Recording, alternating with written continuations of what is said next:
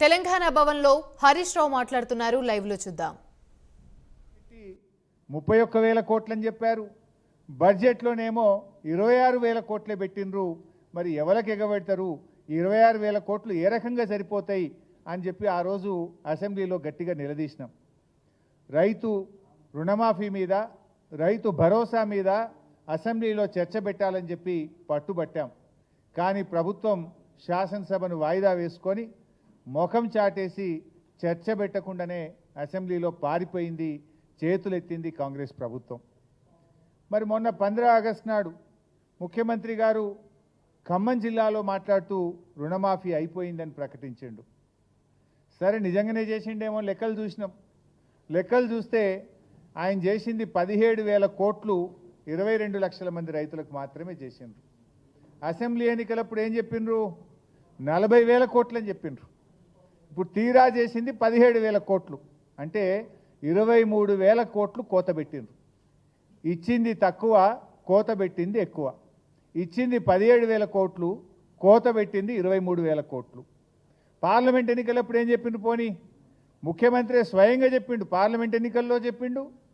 Cabinet అయిపోయిన తర్వాత cabinet meeting తదనంతరం ముఖ్యమంత్రి చెప్పిండు, రాష్ట్రంలో 31,000 కోట్లు రుణమాఫీ చేయవలసి ఉందని, 47 లక్షల మంది రైతులకు చేస్తామని స్వయంగా ముఖ్యమంత్రి చెప్పిండు. మరి 31,000 కోట్లు అని చెప్పి ఇవాళ చేసింది ఎంత? 17,000 కోట్లు, అంటే 14,000 కోట్లు కోత పెట్టిండు. 14,000 కోట్లు కోత పెట్టి రుణమాఫీ అయిపోయిందని మాట్లాడతాడు. నీది నోరా మోరా? ముఖ్యమంత్రి ఏం మాట్లాడిండో కూడా ఒకసారి చూపిద్దాం, మీరే చూడండి ఒకసారి.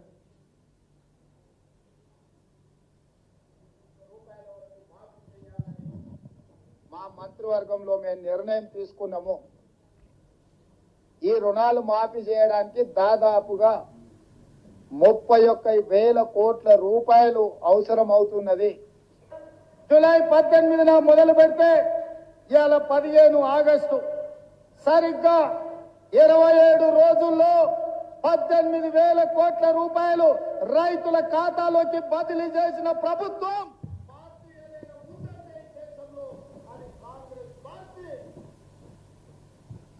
ఆయనే స్వయంగా చెప్పిండు 31,000 కోట్లని. అది క్యాబినెట్ మీటింగ్ యొక్క రిజల్యూషన్. నేనేం చెప్తాడు?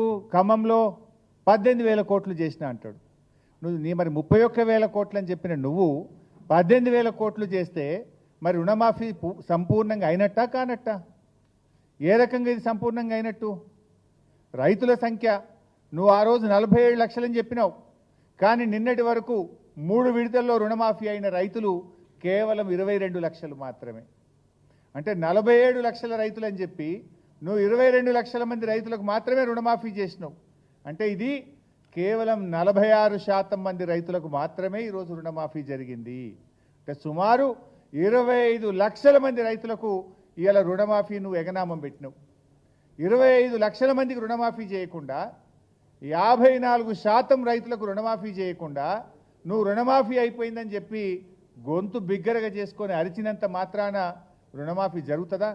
ఇది మోసం కాదా? ఇంకా ఈయనేదో గొప్ప పని చేసినట్టు, ఈ పాటి పనికి సిగ్గు లేకుండా ఆయన 100 మాదిగలు కలిసి రుణమాఫీ చేసినామని చెప్పి సంకలు గుద్దుకుంటున్నారు. వంది మాదిగలు ఇవాళ వంది మాదులు క్షమించాలి, వంది మాగదులు రుణమాఫీ పూర్తయిందని ఈరోజు వాళ్ళు సంకలు గుద్దుకుంటున్నారు. నిజంగా అయింది ఎంత? అయింది తక్కువ, కానటువంటి రైతులు ఎక్కువ. 54% మంది రైతులకు రుణమాఫీ కాలేదు. ఇవి నేను చెప్పిన లెక్కలు కాదు, స్వయంగా క్యాబినెట్ నిర్ణయాలు. క్యాబినెట్ అయిన తర్వాత ముఖ్యమంత్రే చెప్పిండు, ఇది 31,000 కోట్లని 47 లక్షల మంది రైతులకు రుణమాఫీ చేస్తాం ఆగస్టు 15లోగా అన్నారు.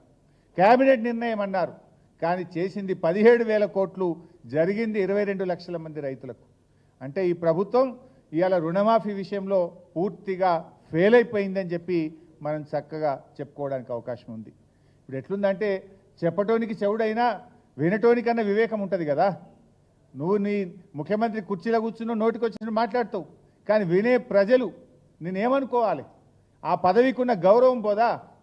నువ్వు క్యాబినెట్లో చెప్పిందేమో 31,000, 17,000 కోట్లు చేసి రుణమాఫీ చేసిన అంటే ఇది ప్రజలను రైతులను ఈ రాష్ట్రాన్ని తప్పుదోవ పట్టించడం తప్ప ఇంకోటి కాదు. అయినా ఇంకో మాట, గతంలో మా ప్రభుత్వం ఉన్నప్పుడు ₹1,00,000 రుణమాఫీ చేస్తే 36 లక్షల మంది రైతులకు రుణమాఫీ జరిగింది. ఆ రోజు 17,000 కోట్లు చేశాం. మరి నువ్వు 2 లక్షలకు రుణమాఫీ చేస్తే సంఖ్య